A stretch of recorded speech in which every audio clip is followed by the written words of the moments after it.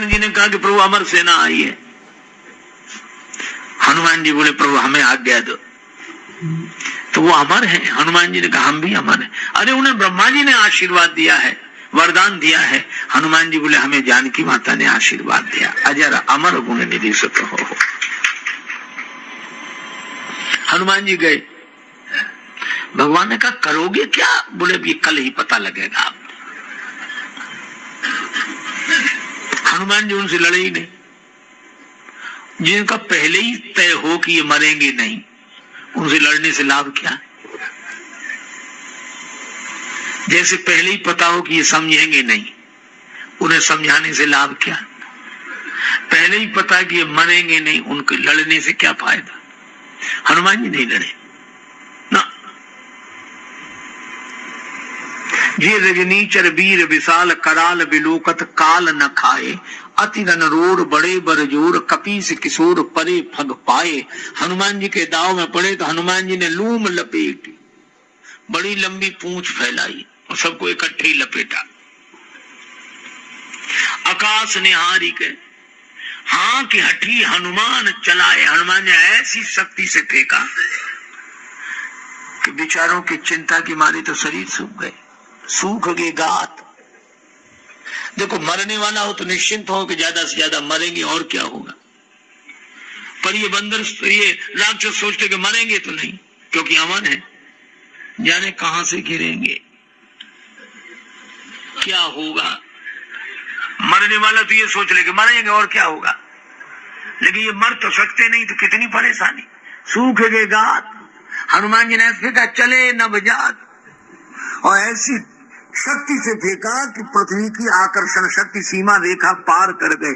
परे ब्रह्मबात न भूतल आए, धरती पर नीचे आ ही नहीं सकते थे। हनुमान जी ने कहा तुम खूब अमर बने रहो, आकाश में मंडराते रहो। भगवान की प्रतिज्ञा तो निश्चरहीन करूं मैं, तो पृथ्वी पर एक बचा दिया, बने रहना ऊपर जो हो। राम जी बड़े प्रसन्न हुए। रावण को पता लगा बंदर कहाँ है, वहीं है। समाचार देने वालों से पूछा कि सेना मर गई, तो कह नहीं सकते गई, हमने जाते ही देखा है। तो इतनी सारी सेना को इकट्ठे कैसे फेंक दिया? समाचार देने वाले बोले आप नाराज हो गए, वही पूंछ में लपेट कर। पूंछ का नाम सुन के रावण बोला चुप रहो, पूंछ का नाम मत लो मेरे सामने। चले गए। अब रावण बड़ा परेशान, हनुमान जी की पूंछ से भिड़ गया। उसने सोचा एक काम करते हैं कि ये पूंछ का झंझट ही मिटाते हैं। स्वयं गया। हनुमान जी महाराज बैठे थे, ये पीछे से गया, 20 भुजाओं की ताकत लगा कि पूंछ पकड़ी को उखाड़े ही डाले। बड़ी ताकत लगाई। हनुमान जी महाराज से किसी ने कहा कि लड़ नहीं रहे। हनुमान जी बोले जो सामने नहीं है उससे क्या लड़े, तो कुछ तो करो, वो पूंछ पकड़े हुए है। हनुमान जी बोले हाँ कुछ तो करेंगे। हनुमान जी न मुड़े न लड़े, उड़े।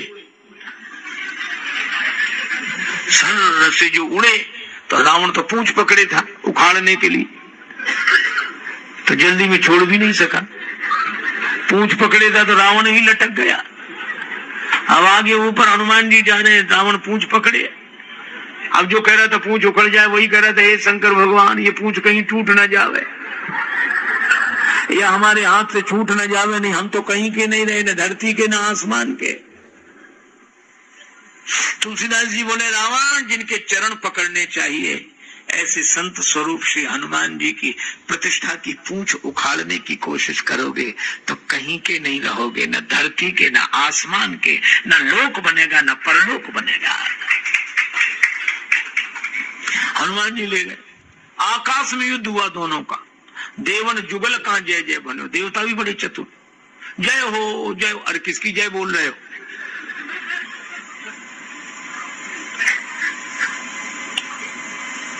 तुलसीदास जी कहते हैं देवन जुगल का, दोनों की जय बोलते।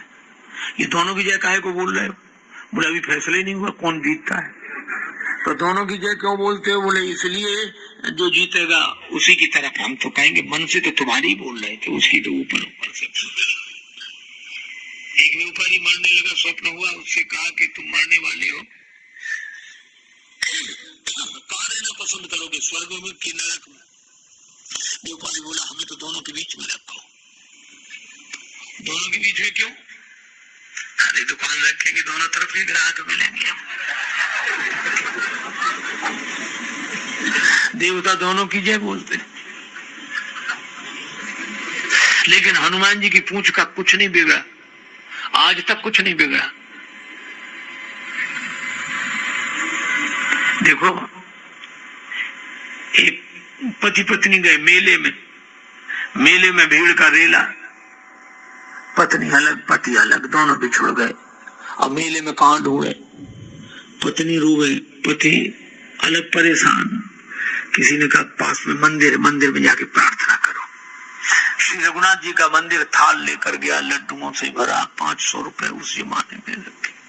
श्री राम जी से हाथ जोड़ के बोला अब तो रघुनाथ कृपा कर दो, घर नी को लगे न बिना घर नी को। अब तो रघुनाथ कृपा कर दो, घर नी को लगे न बिना घर नी को। सामने हनुमान जी का मंदिर, उसने देखा कि सब उधर ही जा रहा है, तो धीरे से बोला इधर आओ। तो कहा क्यों? कहा कपिराज से प्रीत विनीत करो, फिर से मुख देख सको पत्नी को।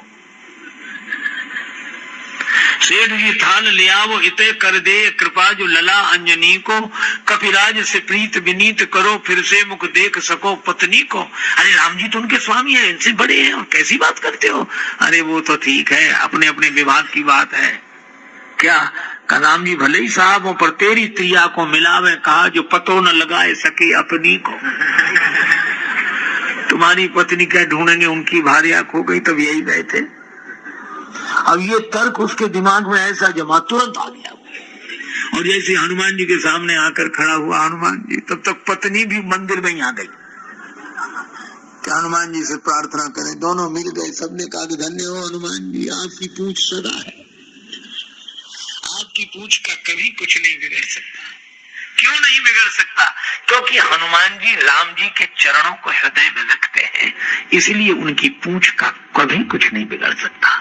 और मैं कहता हूं कि आज भी हम अगर राम जी के चरण कमलों में प्रेम करके राम जी के श्री चरणों को अपने हृदय में रखें, तो हमें पूंछ के पीछे नहीं पड़ना पड़ेगा, प्रतिष्ठा की पूंछ हमारे पीछे पड़ जाएगी। हनुमान जी ने रावण को समझाया कि ये लंका के पीछे अभी तुम पड़े हो, फिर ये लंका की संपत्ति तुम्हारे पीछे पड़ेगी। रावण नहीं समझा। दूसरी बार भगवान ने कहा कि इस बार अंगद जी को भेजेंगे। ये अंगद जी को भेज रहे, चलो इनको चले जाने दो। हनुमान जी ने साधु के ढंग से रावण को समझाया, नहीं समझा। अंगद जी सिपाही हैं, अंगद जी गए।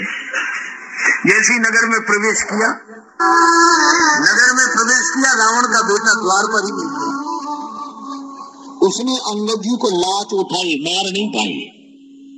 अंगद जी ने गई पर पटके भूमि भमाई,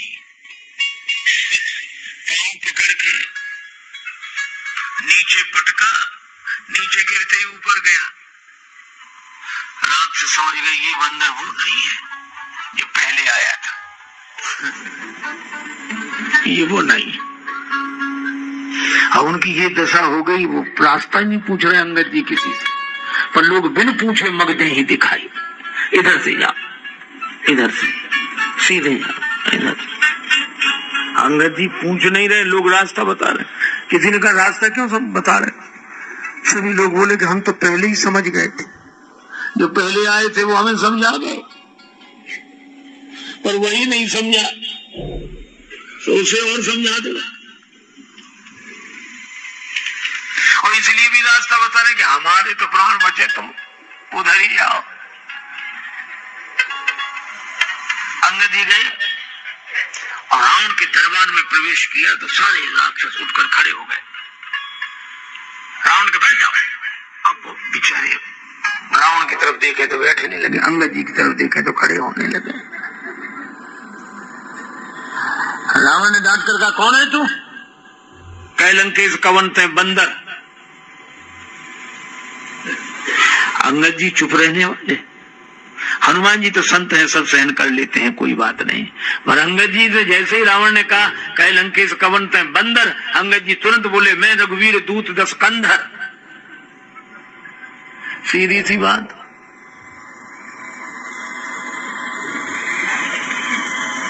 एक ने कहा चौबे जी, दूसरे ने कहा हाँ जी। एक दिन वो चौबे बोले क्यों बे? भाई चौबे जी कहो तो हाँ जी कहें, तुम चौबे कहो तो क्यों बे? ये कोई बात थोड़ी है। हनुमान जी सहन कर लेते हैं, तुम खल कहो अधम कहो तो भी हनुमान जी प्रभु और स्वामी कहें। अंगद जी ने कहा मैं सिपाही हूं। वो साधु की विनम्रता है और ये सिपाही की सजगता है। मैं रघुवीर दूत 10 कंधर। और फिर चुप नहीं हुए। मम जन कहीं तो रही मिताई तब हित कारण आयो भाई। अब सब कहा सुनो तुम मोरा, सब अपराध क्षमय प्रभु तोरा। दसन गाहो तृण कंठ कुठारी, परिजन सहित संग निज नारी। सादर जनक सुतई करी आगे, ये विधि चलो सकल भय त्यागे। प्रणत पाल रघुवंश मनि त्राय त्राय, अब मोह आरत गिरा सुनत प्रभु अभय करे वो तो।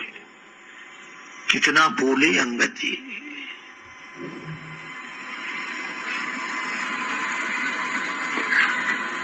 रावण ने अच्छा बिना शर्त के भी जाना स्वीकार नहीं किया, और अंगद जी ने इतनी शर्तें रख दी, जाएगा कोई? दांत के नीचे तिनका दबाओ, नंगे पांव चलो, कंठ में कुल्हाड़ी रख के चलो, श्री सीता जी को आगे करके चलो।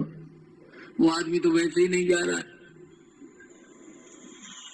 अंगद जी ने शर्तें इसलिए रख दी, इसलिए कि ये कहीं जाने को तैयार ना हो जाए। क्यों? भगवान क्षमा कर देंगे, और अगर ये बचा रहा तो न इसका भला है न समाज का भला है। ये नहीं ही जाए सो अच्छा। इतनी शर्तें लगा दी। रावण बोला तू किसका बेटा है? अब रावण को अच्छी तरह पता है कि बाली का बेटा है, ये पूछ रहा है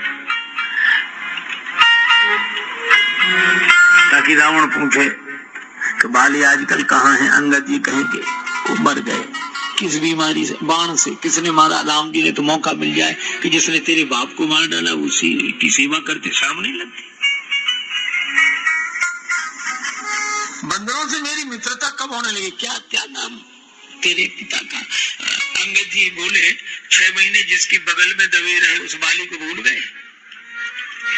एक कांध लाजती रहा बाली की कांख। अजय बाली ने रावण को तो हरा दिया, फिर बगल में क्यों दबाए रहा? तो वो सोचता था कोई मानेगा ही नहीं, तो बगल में दबाए रहा, दिखा तो दिया करेंगे, दबा रखा है बगल में। 6 महीने रावण का भार ढोते फिरा, बाली की कांख में रहा। राम रहा, बाली हमारा मित्र था, आजकल कहाँ है? कुशलता से है, कुशलता से है। अंगद जी बोले चिंता मत करो, 8-10 दिन में तुम भी वहीं पहुंच जाओगे जहां बाली है, वो उसी से कुशलता पूछ लेना। पूछे कुशल सखा उर लाई, राम विरोध कुशल जस होई, सो सब तुम्हें सुनाई सोई। रावण ने कहा मैं तुम्हारी ये बातें इसलिए सहन कर रहा हूं क्योंकि धर्मात्मा हूं, धर्मशील हूं। अंगद जी ने कहा आप जैसा धर्मात्मा तो हम पहली बार दर्शन कर रहे हैं, पर स्त्री हरण तो आप जैसी धर्मात्मा का कृत्य है। हम सुनीकृत परित्य चोरी, और क्षमाशील तो इतने हो कि बहन के नाक कान भी कट गए तो भी तुमने क्षमा कर दिया। अंगद जी ने कहा बूढ़ न मरऊ धर्म व्रत धारी, तुम्हारे जैसे धर्मात्मा को तो चुल्लू भर पानी में डूब के मर जाना चाहिए, तुम तो इतना बड़ा समुद्र भरा है तो भी डूब कर नहीं मरते। रावण ने कहा तुम मुझे नहीं जानते, मैं जब चलता हूं तो पृथ्वी डोलने लगती है। अंगद जी ने कहा तुम्हारे चलने से पृथ्वी डोलती है, हमारे बड़े भैया राम जी के जो छोटे भैया हैं लक्ष्मण जी, उनके बोलने से धरती डोलती है। लखन सको बचन जब बोले, डगमगाने मही दिग्गज डोले। अच्छा तो बड़े भैया को तो बोलना ही नहीं पड़ता होगा। ठीक कहते हो, बड़े भैया धनुष पर हाथ फेरने लगे तो भूधर डगमगे। रावण बोला क्यों रे, बाली तो इतना गप्पी नहीं था, तो तपस्वियों के साथ मिलकर लवार हो गया है। अंगद जी ने कहा करके दिखाऊं, जब ते कीन राम के निंदा, क्रोधवंत अति भयो कपिंदा, कटकटान कपि कुंजर भारी, दो भुजदंड तमक मई मारी, तो डोलत अवनि सभा सद खसे। मुकुट गिर गए रावण के सब। अंगद जी ने झपटे 4 मुकुट, रावण ने 6 मुकुट अपने सिर पे लगा लिया। अब सिर 10 हो, मुकुट 6 हो, कितने सुंदर लग रहे होंगे। अंगद जी ने तो 4 मुकुट भगवान के चरणों में। रावण ने कहा कि मेरे जैसा बलवान नहीं, मैंने अपने सिर काट काट कर शंकर जी को चढ़ा दिए। अंगद जी ने कहा इंद्रजाली कहूं कहिए न बीरा, निज कर काटे सकल शरीरा। इंद्रजाली तो अपना पूरा शरीर काट देता है, तो क्या उसे सेना में भर्ती करे? मैंने अपने सिर जला दिए। अंगद जी बोले पतंगे रोज दीपक पर जलते मरते हैं, तो दूसरे दिन अखबार में खबर छपेगी कि इतने पतंगे वीर गति को प्राप्त हुए। वीर गति है। रावण बोला मैं सबसे ज्यादा भार उठा लेता हूं, कैलाश पर्वत इन्हीं भुजाओं पर उठाया, मेरे जैसा भार उठाने वाला कोई नहीं। अंगद जी ने कहा कि सबसे ज्यादा भार जानवरों में गधा उठाता है। भार वाही खर ब्रंद, ते नहीं वीर कहा वही समझ देख मति मंद। और कहा कि तो कई बंदर को उठा के फेंक दो। अंगद जी बोले तुम हमारा चरण ही मिटा दो। राम प्रताप समझ कभी कोपा, सवा मांझपन करी पद रूपा। रावण के बहुत से लोग आए, झपटे टरी न कब चरण देखत रिपु मद भाग, कोटि विघ्न तय संत कर मन जिम नीति न त्याग। अंगद जी बोले अब तुम ही बचे हो, आओ। रावण आया और जैसे ही चरणों में झुकने लगा, अंगद जी ने तुरंत पांव हटा लिया। कहिए क्या कर रहे हो? कब ऐसे ही तो झुकना है, पर चरण हमारे नहीं भगवान के पकड़ो। गह सी न राम चरण सठ जाई। झुकना यहाँ सीख लो, पर पकड़ो तो भगवान के चरण। संत अपने चरण में झुकना सिखाएं, पर चरण तो भगवान के पकड़ाएं। हनुमान जी ने भी वही कहा, राम चरण पंकज उर्धरो। और अंगद जी ने भी कहा दासी न राम चरण सठ जाई, क्योंकि ये दोनों भगवान के चरणों के भक्त। बड़ भागी अंगद हनुमाना, चापत चरण कमल विधि नाना।